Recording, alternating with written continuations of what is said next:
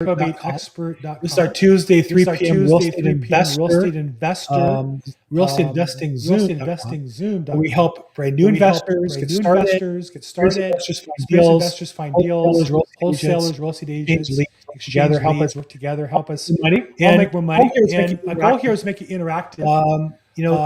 More you participate, the more money you make. The value you create for other people, the more money you make. In fact, I'd say the money we get paid measures the value we create for other people. So love to have your comments, questions. If you're watching on the live stream, on YouTube or Facebook, you can comment there and theoretically in our chat box, and I'll go ahead and answer those. If you're on our Zoom call, direct as well, you can comments in there and the show on the chat box. Respond. And the goal here is to be interactive. There's a lot of YouTube and webinars that are just talking heads talking. The goal here for us today. If you have questions, we have experienced people here who can help you with them. Particular situation, something to sell, something to buy, something to buy. We want to try to workplace we all can support each other and do well. Hey, Aaron, welcome. Welcome to call us to talk to you earlier today. Nice to see you again. Same here, Bill. See you there. And Patricia Castillo, how you doing? How you doing? Hi, Bill. Hi, everybody. I'm doing good. Okay, so I'm not just eating my lunch. Nobody wants to see that. There you go. How you doing? I'm doing great. Thank you. Wait, this is really weird. For some reason, I'm not getting. Grateful to be here today with all of you. Why not hearing? Huh. What the problem is? Hold on one second. Technical issues. I'm gonna fire my producer. Oh, that's me. Can't fire me. That's the problem.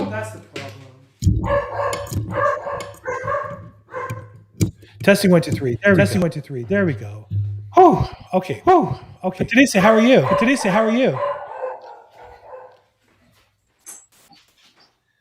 I'm doing great, Bill. How are you doing? Thank you for the sound check. Sean Barrett, welcome call. Sean Barrett is a photographer, professional real estate photographer. For residential, use it for commercial or retail. Building recently, he does like a drone shot thing, I think. Nice job, and also your phone call, the customer phone call part of it nicely. So welcome to the call, Sean. Thanks for having me. Hope everyone's having a great day. Preferred vendor. So we have a guest.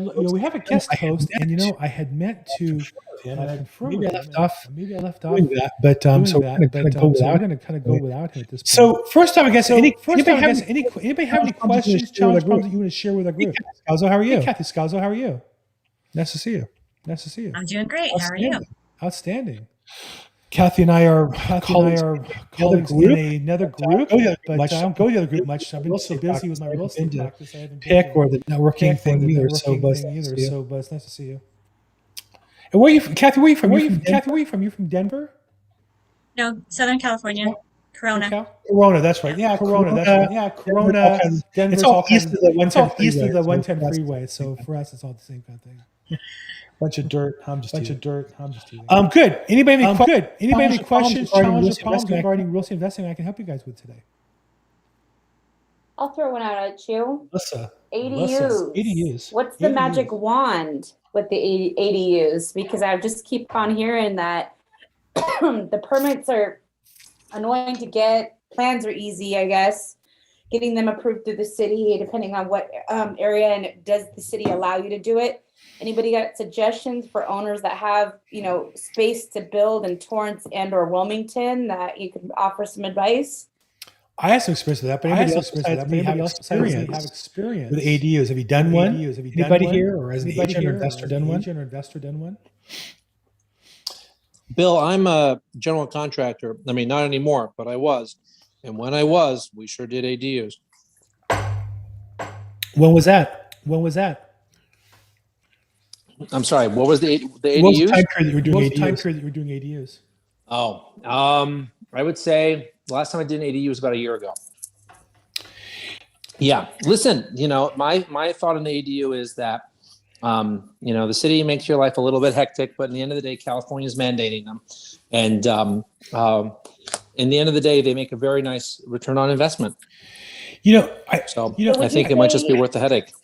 Would you say that maybe, for a nice ADU, let's just say it's a 1-bedroom, it could be like a approximate price range out the door, with everything, between 300,000 and maybe 180, or is that maybe too low? Because I don't know if you can, depending on the area, rent out that back unit if you're not going to personally use it for maybe family for, affordable housing, but, get more than like maybe $1,600 for it, depending on the area. But do you think that 300,000 is like a fair kind of medium of the cost of maybe a 1-bedroom ADU conversion?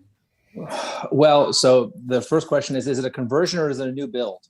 I have. And then how much square footage are we talking about? Yeah, I have 2 situations it's both. One is actually a new build and the other one is a garage conversion. And the Right. new build, as far as what I got from it, is they wanted to do a double level, the one on top of the other. Right. So that's and then- probably about 1,200 square feet max. I would say so. That seems Yeah. fair. There's a little trick to actually add 400 square feet if you call it garage and then tear down a wall. But the short version, and then I'm going to let Bill take over, but just the short version here is that new construction, lumber prices all over the place. So I can't speak to that, but it could be $275, $300 a square foot for even 1 story, depending where you are, depending where lumber is. And that is for new construction. And then the sad thing is that for an existing garage, typical garage in California is a 20 by 20. So you're only getting 400 square feet. It's really a studio, not really much more than that. And the problem with the studio is that people think their roof and their walls are just fantastic and they got half the job done. But often there's a lot of re-engineering, a lot of new foundation that has to get poured, a lot of new framing. And so really they've only got maybe 10% out of the way. Yeah. Yeah. First, I would add to that. Construction projects always cost more than the original budget. I have customers who started ADUs to discover about the foundation. Particularly one that was very expensive to redo. And I think ADUs is one of those niches that there are people who are attracted to niches because they think it's easy. And there is no easy. ADUs are easy. Building something again to see new construction. Today with a volatile cost of product, supply chain interruptions isn't easy. It could be a good business. Who do it, and it's like any other business. They grind it out. There were a flock of people who jumped in, and way underpriced it because it made sense. It'd be cheaper. And they found out foundation had to be done. Roof had to be done. Permitting process took longer. So now we have the state. Law passed. Theoretically, modularization to it should speed up the process. But then again, government process is always challenging. And so what I would say as a general rule is each situation is separate. I don't think there's any easy answers to this. But if you think of the numbers, where you are, depending on where you are. $300 a square foot. Square feet is $360,000. That's a cost of a house in a lot of markets. In West LA, so I think you can get more than that. I think a one bedroom. Rent for $2,500, $2,800, could be $3,000, and you'll get rent like that at that cost as an investor in West LA. The challenge there is now you're adding in a tenant situation. You've made your property so. Perhaps I'm not an attorney, but my understanding is subject to rent stabilization law. So again, not as simple as it sounds, but can be very effective. A nice source of income. And I will always urge everybody, make sure you do research on your particular case, because it's not just one, it's the whole series of decisions and processes to get you to where you want to go. So that's my kind of take. Anybody else? Anybody having on this? Well, Paul, I know you do construction. Do you have any experience with ADUs in particular? And then Sean after that. Yeah, I think what you guys have discussed is pretty much right on target, that you can use some basic numbers to kind of start the process. But like what you said, if the property is, chock full of deferred maintenance, the garage most likely is going to be the you know, the worst part of all that deferred maintenance, usually because it was probably left as some kind of storage space. But I do agree with you on the other hand, because it does depend. Some people have kind of done these illegal transformations on their own without permitting them and things like that.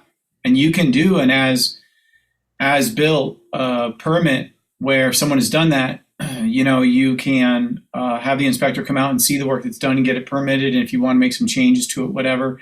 You know, every property is different. I mean, on my call today, I talked about a property that that had a garage that already had about a 280 square foot storage space, dry storage, that the previous owner had already done a conversion, but it was just in really bad shape. So that was a property that was easy to do an as-is permit for.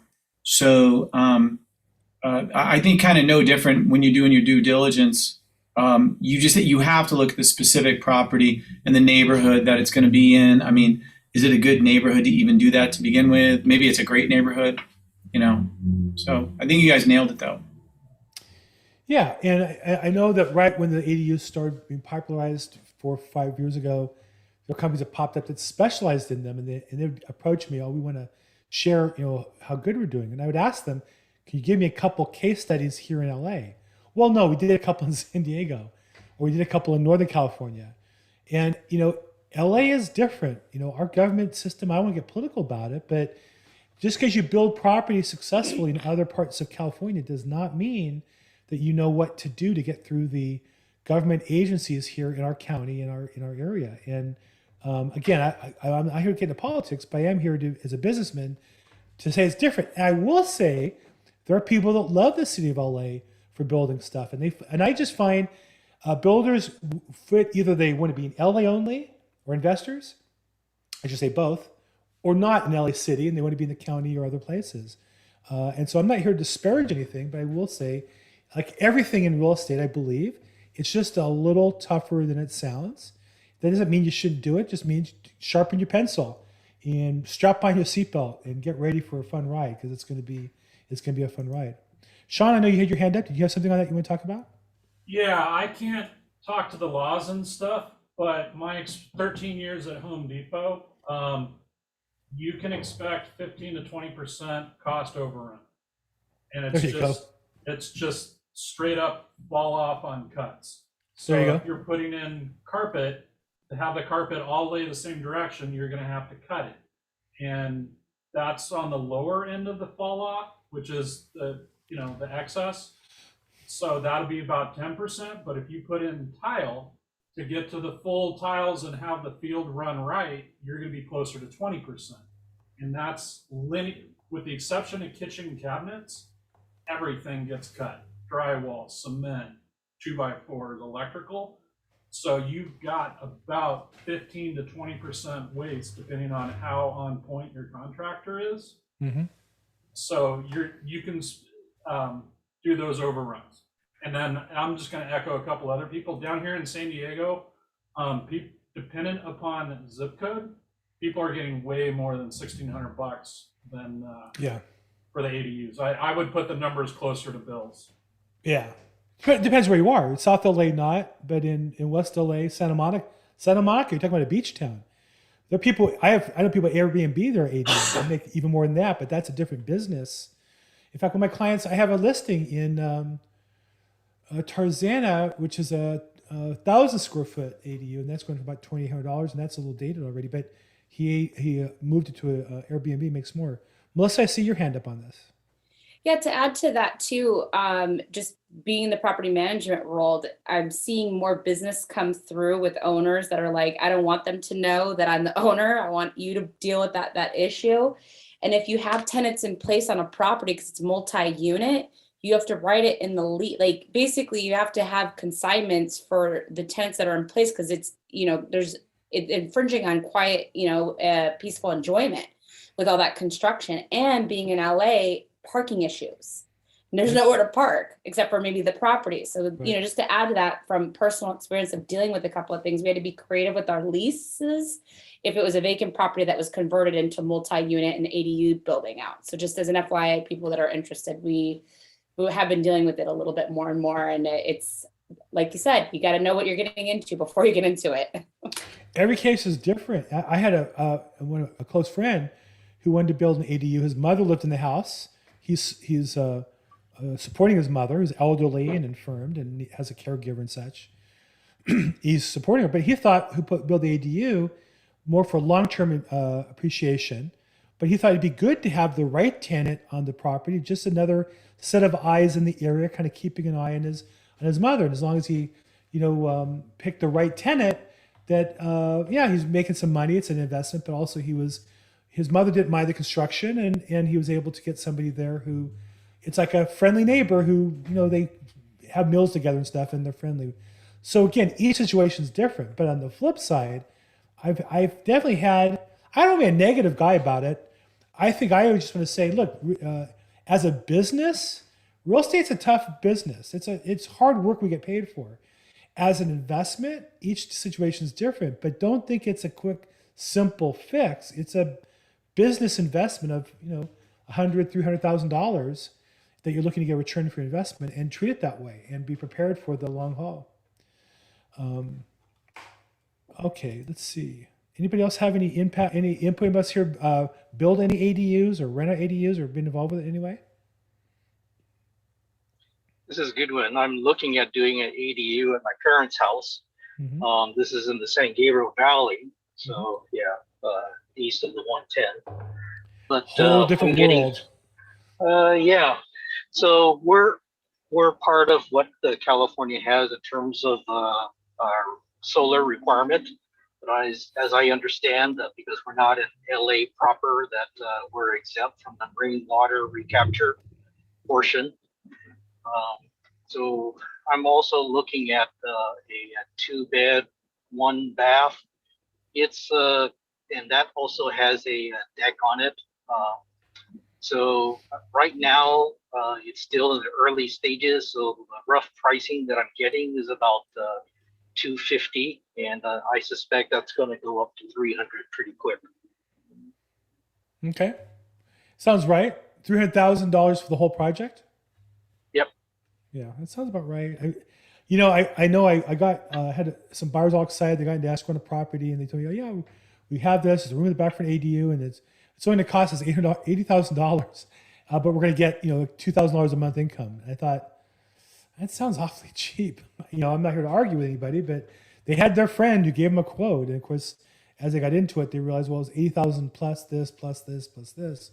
Next thing you know, it turns out to be more. But $300,000 sounds like a appropriate cost for that kind of a value they're adding. Okay, so here's anything else in ADUs? Anybody else having experience in that area that you want to share with us? If you don't know what ADU, additional dwelling unit, it's a real hot topic in real estate. We have obviously in LA a homeless problem. Again, I'm looking into politics just to discuss the situation. We have a homeless population that's grown tremendously. Lack of housing in terms of the number of units. The cost of housing that we do have is very expensive. And so one of the solutions thought to be, well, if we allow homes to add an extra unit in the back, that will create more rental units and more properties that people can live in. And so as a result, there have been several attempts by city, county, and state governments to loosen the regulations to make it easier to encourage this kind of building. The problem is there's people who love them, people who hate them. There's people who don't want them built in their backyard. Like in my case, if we took our garage and made that to an ADU, my 2 neighbors in the back would complain nonstop because they want to live in the house and they don't be bothered with my noise. So there's that. And then there's also, getting the city to approve something. But those are additional dwelling units. And the idea is it's a way to create more housing stock in the same amount of land. In general, I believe our city and state are committed to more density. So if you took every single family house and added a second living unit, you have more people in the same footprint. So that's the thinking behind it. And it sounds good, but it's like everything else. So you get the details, and that's where it becomes a little more challenging. And like anything else, if you're the one who solves the problem, that's how you get paid. We make money. And the thing I always want to emphasize on my calls, I'm not here selling you anything. I'm not selling you coaching. I'm not selling you data. I'm not selling tickets to an event. I'm trying to help you make more income and or build wealth. But what I'll tell you is when somebody tells you that making a lot of money is easy, they're probably not telling you the truth.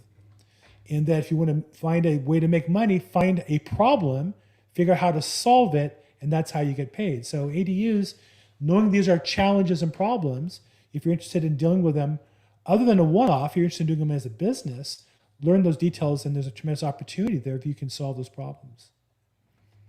Okay, I think we covered ADUs. Anything else on that? Any questions on that topic, or have we pretty much fulfilled that? I don't see any hands up. I don't see any notes in the chat box, so we'll move on.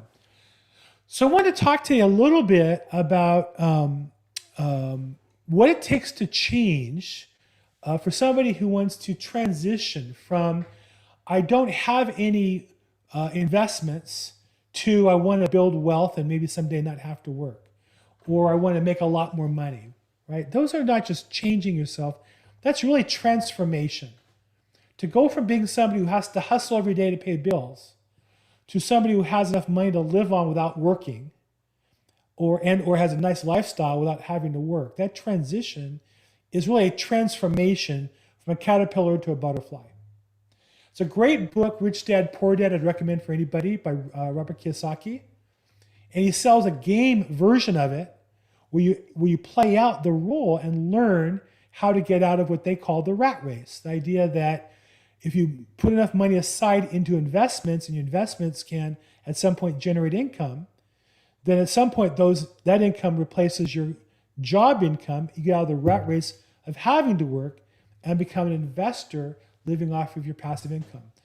Let me ask you, rather than assume this, who here on this call would like to build enough investment value that your income from your investments could completely replace your current job or business income? If you're interested in that, say aye. And I'm going to start that me. Me. Right? That's our goal, isn't it? And so if you have a business or a job, one strategy is make enough excess money to put aside investments. Or if you have a business, build a business that you can maybe exit, sell part of and take a chunk of money and have liquidity. In real estate, you buy and sell properties. Obviously, you can make a profit on them, or if you can afford to hold them. The problem is it's hard to take savings, put it into a property, and hold it. Most people don't have that kind of excess money. That's where the ideas of using other people's money, financing of partnerships come into place. But here's the thing that comes before all that. It's your mindset. You've got to get clear that's your goal. You've got to get clear that's what you want. It's important to you. It's so important you'll do whatever it takes to get there. You'll give up. I gave up drinking coffee at Starbucks. I used to go to Starbucks every day. It sounds like not much, but $3-4 a day. You bring a friend, it could be $6-7 or more. But you add that up in the course of a year, it's $1,000. More than that, or more. But more than that, it's the attitude of I'm just not going to spend money. I want to accumulate as much as I can in savings to take that money to buy investments with. So at some point, I don't have to work anymore. I'm not there yet. I'm getting dangerously close. Between passive income from my business, passive income from investments, I'm not that close. I'm still on this call today. But I have a grandson that was born a couple weeks ago.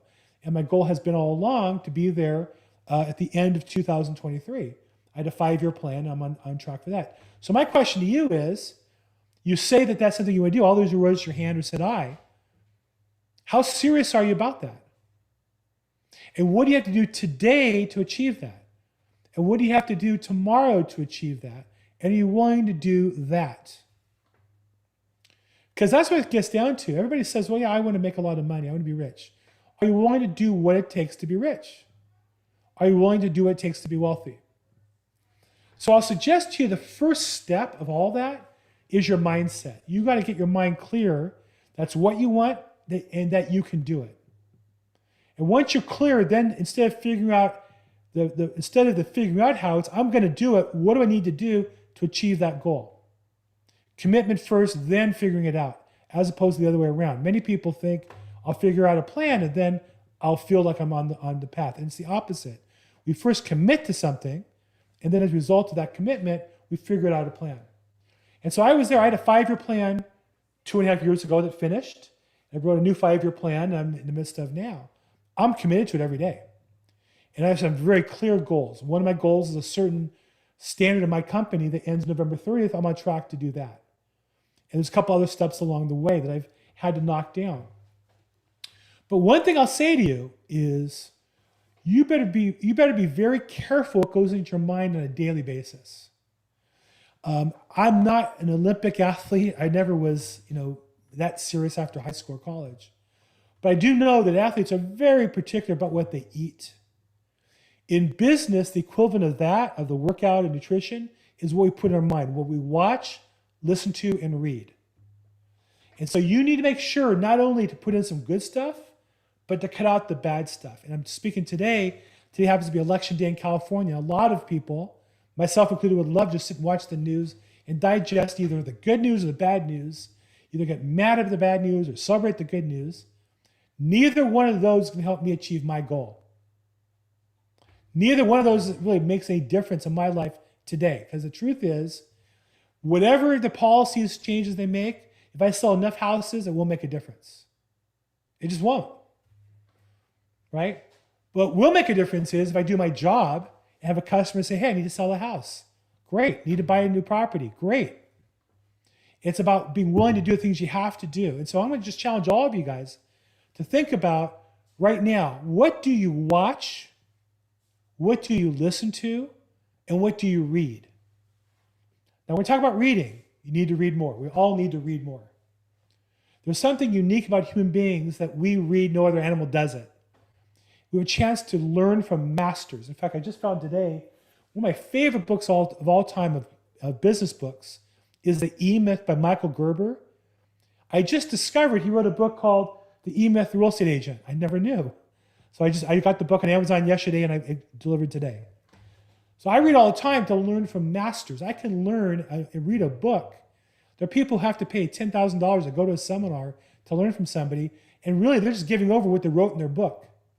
Tony Robbins' Date with Destiny is in his book, Awaken the Giant Within. Literally, I took the course and got the book and reread it. It's the same exact material. Most people won't pay the price to read the book. The book costs $20. The course costs 4 or 5 days and thousands of dollars. So I would challenge you to pick up a reading program, even a few pages a day, even a page a day, whether it be spiritual material like the Bible or AA or something like that, or business related. Just a few minutes a day will be transformational to you in your life. And I would say that you need to add as much positive, you have to add more positive than your negative. If you want to read the newspaper, I would say that's mental poison. We can talk about it in depth. But you need to put in good stuff in your reading program, number one. Number two, what do you listen to? There are people who say, well, I listen to talk radio because it's so motivating. No, it's not. First off, radio is 20 minutes of content and then 10 minutes of advertising. And the advertising is almost all toxic. It's about pain, how to avoid pain, instant happiness, complete mental garbage. And if you want to say you listen to pre-recorded stuff, my question is, what are you listening to? Now, I listen to YouTube, and I subscribe to YouTube, I think it's called Red or Premium, where I don't get any ads on my YouTube channel for $10 a month. And so when I go, I go to swim practice and back in my car, but I have YouTube videos on real estate, investing, how to be a live streamer, things I want to learn. I listen to that rather than music, which can be very negative. I listen to upbeat music as well. You guys, some of this, when you jump on the call, you'll hear me listen to certain music because it gets me up physically, which I think is important to have energy. But what are you listening to? And if you're listening to radio, it's not what you're listening to, it's the 10 minutes of every 30 that really is getting inside your head, and it's poisonous. The last part is what you watch. Now, oftentimes I'll talk to people when I coach them one-on-one. I'm going to give you guys for free what I do in coaching sessions that I used to charge $2,000 a month for. And I'd say, well, let's make a list real quick. What do you watch? Well, I don't watch that much bad stuff. What's that? Not that much poison. How much not that much poison would you drink on a daily basis. I don't watch that much poison. Because I would tell you, most of the stuff you watch on TV is poisonous. I think even sports, I used to watch a lot of football and basketball and baseball. Well, it's motivating, they're challenging, they're competing. Yeah, but first of all, a third of it's commercial. And nowadays you watch a football game and in between plays, they pitch a commercial. I have to stop watching. Once you get your mind, it's kind of like I've met people whose eating habits are so pure, they can't even imagine eating a candy bar. I can't imagine being that healthy. But my mindset's like that. I can't even watch now televised sporting events. It's just too, it's like somebody screaming in my ears, trying to sell me to have some problem. Do I have back pain, this problem, that problem? I don't. I'm really blessed. And part of it's because I'm not buying into the mental poison they want to put inside you.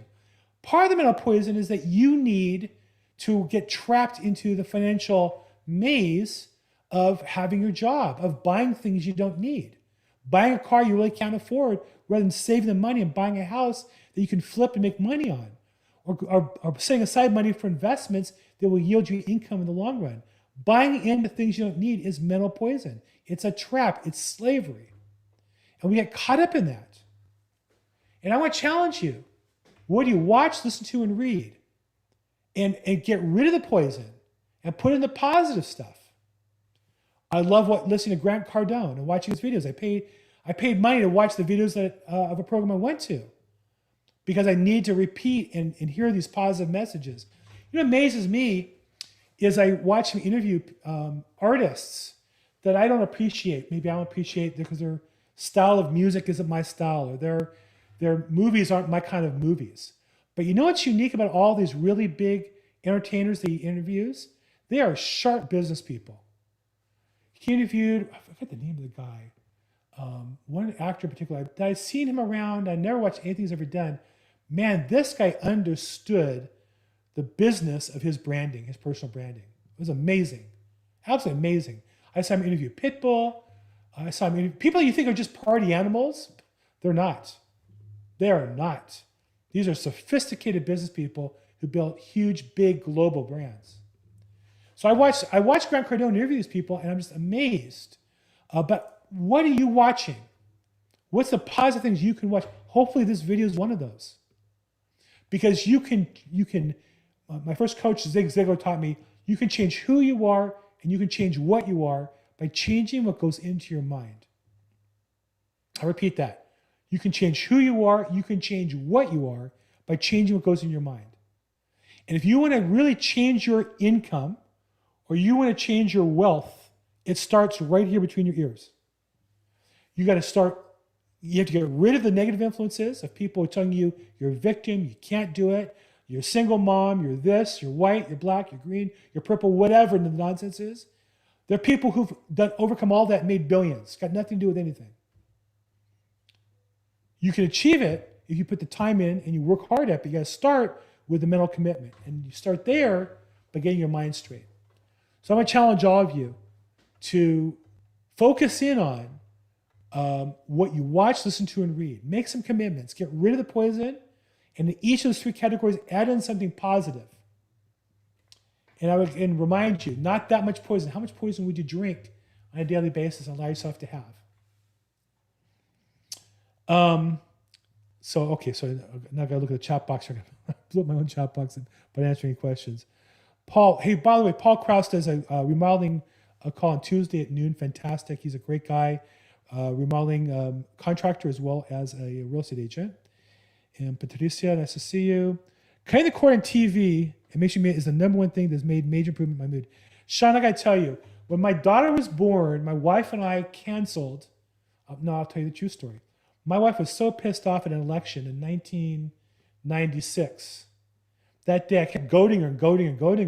I got her to agree to cancel the cable TV and cancel our LA Times subscription. Life-changing choice. We don't have cable TV. I can afford it. I make a lot of money. I look at my income year to date. I'm making really good money. I spend money on a bunch of stupid stuff. I need it, thank God I'm also buying investments and stocks and such. But too much coffee. All my coffee is made in the house now. Well, that's not quite true. I had a cup of coffee at a restaurant with a client today. But generally, I drink coffee at home. I don't buy Starbucks anymore. But what I'll say is that we cut the cable and the TV, life changing in your mindset. So, Sean, I'm with you on that one. Big improvement in mind. Rochelle, again, sports. Oof. Sports is tough. I love watching football. I don't anymore. It's just too much other stuff on the broadcast. At the Super Bowl, there's a party there. So you watch the game, you can talk to people. I did watch the Super Bowl last year, but man, it is tough to watch sports anymore. I just feel like my mindset is under attack by the national media. The ads are just so destructive. The promotions of the movies are just so stupid. I don't know if it's good or bad. How much TV this is sports? I don't know if it's good or bad. I want to tell you, the less TV you watch, the better. Just, Rosalind, thank you. I watch motivational videos on YouTube every morning. Rochelle, I'm with you on that. Share with us, Rochelle, what motivational videos do you watch? Share some good stuff with us. John Doe, I quit TV 2005, but occasionally indulge in feel-good time wasters on the internet. Yeah, well, we all do that to a degree. I'll recommend kind of a hippie one, the spiritual healers on Instagram, because it's daily affirmations of like setting a higher like purpose. Right. And it's like, tomorrow your bank account's going to be overflowing with cash, agree and say it out loud. And like those things just change your day and like your life path. I absolutely love it. I mean, it's awesome. There's some moon stuff on there, for people that are not too much into that, but I do like the daily affirmations. I think they're beautiful. I think mindset stuff is like, different flavors of ice cream. People have different flavors they appreciate, and you go through life and changing which flavors are for you. So whatever gets you to understand that you can change your life for the better, that you have all the opportunity in the world, that we live in a great world. When I see people who are worth $1 billion tell me how bad the world is, I just feel sorry for them. To have all that opportunity to change the world and have such a negative mindset, it's just heartbreaking to watch. Yeah, it's poison. Gratitude, absolutely. The number one thing you enjoy life, appreciate what you do have. And you'll find anybody who has a positive mindset appreciates what they do have. In fact, there's an ancient Jewish saying that says, who's the man that's happy? The man who's happy with his portion. You have to be happy with what you have to have happiness. It's not about, there's nothing you'll ever get that'll make you happy. It's being happy with what you have. Rochelle, don't believe on Netflix or Hulu. Yeah, I don't have any subscriptions. That's my one criteria. We don't have. I do. My wife, she's we have a little difference of opinion there, so got to give her the room to make a decision. But we don't have Netflix or Hulu, and we don't have cable TV. So we do have some stuff that keeps you happy. Okay, and there's a channel that there's some links in the. Well, thank you. Tapping works. What's tapping? Rosalind Kahn, what is tapping? Like tap dancing? Tapping is a process. If you go ahead and you put tapping, as you tap on the forehead, and they have these different meditational things that you can say, I'm powerful, money is coming to me. And there's some wonderful things. It's just tapping on this part of your forehead right here. You tap on these parts, you tap here, and they go through instructional descriptions of what it's all about. And you can do it to sleep better. You can do it to make more money. You can do it to calm down, to have success, improve relationships. It's really great stuff. That's great. The only challenge I find for some people is that you can tell yourself you could be rich all you want, but if you don't actually see other people, I think more powerful is seeing somebody, understanding, or when they say, well, you could do the same thing I did, right? Because there are people who've never met successful people before. I've been watching some different videos. Shaquille O'Neal, he just didn't know what it was like to accumulate wealth. He had a lot of income and was blowing it all. And Magic Johnson, who was a little older than him and had built a business and built wealth, pulled him aside and showed him what to do. So at some level, you have to have an example and maybe a mentor who can help you. And then I think those tapping, meditation, you can say all you want, I'm wealthy, but if you don't really know you can do it, then you're just meditating something you don't believe. You have to be a little careful with that. But I think what you're going ahead and saying is it's the combination of all of them. You said, what you watch, what you listen to, what you read. It's the combination of all of them going ahead and coming together and working together. So right. Interesting. Matthew Ferry, somebody recommended Daniel Ricedo, Quiet Mind, Epic Life by Matthew Ferry. I know Matthew Ferry very well. I started in the business being coached by his father, Mike Ferry. And then Matt and Tom, I think I was the first person who paid Matt Ferry to speak at my real estate, my mortgage company back, I want to say like in 1988, 89. I hired him to speak in my office at Diamond Bar when he was just starting to go out a bit. And very deep thinker, very smart guy. And I do think Quiet Mind is an important part of my favorite book on productivity is Getting Things Done by David Allen. And he says the goal of a productivity system is to have your mind quiet like water, which is a Japanese terminology in martial arts. The idea that your mind should be quiet, and then you have inputs that cause you to react, and then it goes back to quiet so you can react appropriately. And when your mind's active, you're not in the moment. When your mind's quiet, you have a chance to focus on what you're doing. So that's good. I've read his book. I've listened to a lot of his affirmations and videos and been in his coaching. Matthew Ferry is a real talent. Thank you for sharing that one. The Power of No, the most important thing. You know, what's amazing is you can get some of these books for free online because they're old enough now, like Think and Grow Rich and The Richest Man in Babylon. There's a PDF version online for free. You also can on YouTube listen to the audio versions for free of all kinds of books. Grant Cardone 10X, almost all of Tony Robbins' books are on audio on YouTube by somebody. So there's an unlimited amount of free stuff you can listen to. There's an unlimited amount of free stuff you can read. There's an unlimited amount of free stuff you can watch. The question is, what are you choosing to watch, listen, read? And what are you avoiding to keep out of your head? I got to tell you, when I go into YouTube, it's amazing when I have to scroll past to get to what I want to get to. Like I look at these pictures, why on my feed are those things still there? Facebook. Now I happen to have like 5,000 friends on Facebook. I probably know 10 people. I have 5,000 friends. But it's amazing to me how Facebook, for all this AI, every day I get 3 or 4 friend requests from women scantily clad with no mutual friends. So I now just see those and delete them. But I get 3 or 4 every day I delete. And how does that even happen? I've never friended anybody like that. I'm not the guy looking to meet some girl on the internet. But somehow the internet is just so pervasive in pushing this garbage on us. You can be very careful when you're on YouTube. Okay, so John's, okay. You know, it's interesting, John, I don't know if that's your name, I guess not, John Doe. I imagine it's not really your real name.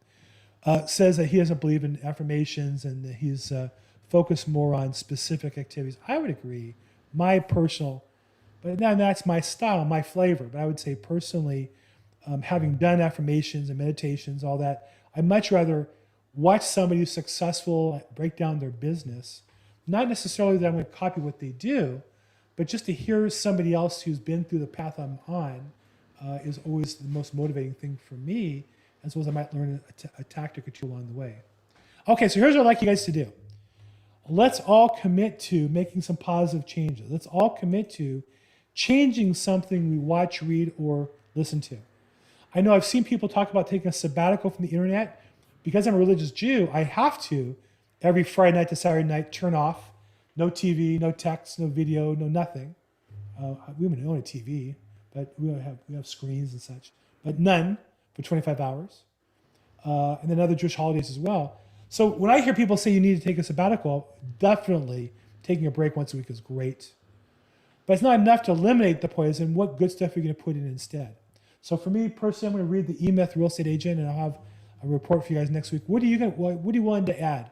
To watch, listen to, or read? Make a commitment to yourself or put it in the chat box. If you want to share it with me, text me or call me with it. But let's all work on the first step of transformation is between our ears. And then we have some great guests next week and the week after. I'm going to start having some more guests on these calls, people who flip 50, 100 houses a year to share what their technical secrets are. But before we do that, I want to launch kind of the mindset that you can change who you are. You can change what you are, but changing what goes in your mind and then taking the right actions. And I hope this to be a good place for you guys to take the right actions. Hey, Bill, what's that book that you're going to be reading? The E-Myth Real Estate Agent. So the E-Myth by Michael Gerber is one of the most popular business books of all time.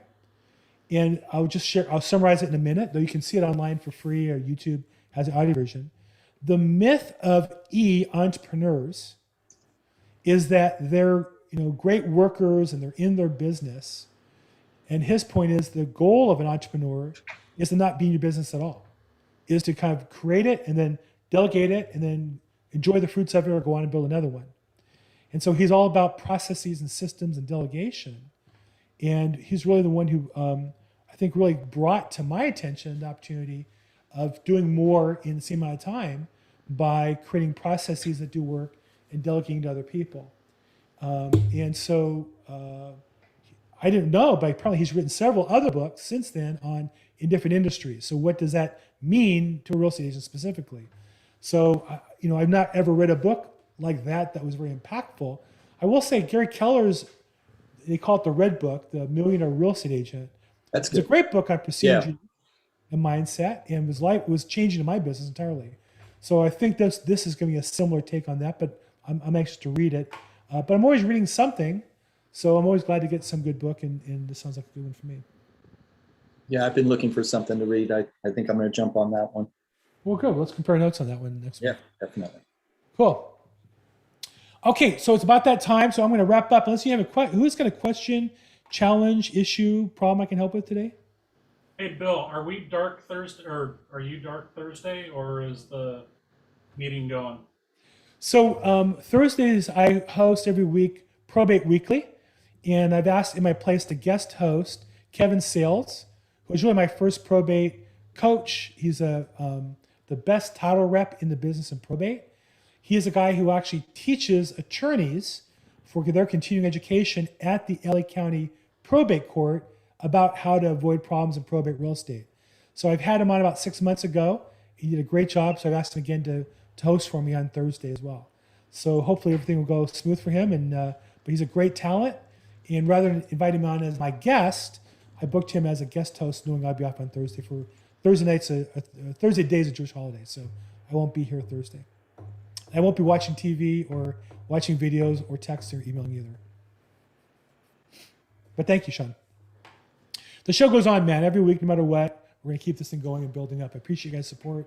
It's been a fantastic experience to build this call and the other one, and the YouTube channel goes behind that. It's just been just the experience of my lifetime in terms of my career. Okay, we're going to wrap up. We do this every Tuesday, 3 p.m., realestateinvestingzoom.com. We live stream it to Facebook and YouTube. If you're on Facebook or YouTube, put comments in the chat box. I'll catch up with those as well. Sign up on realestateinvestingzoom.com if you want to sign up and get reminders. And then Thursday, we do Probate Weekly, 4 p.m. on Thursdays.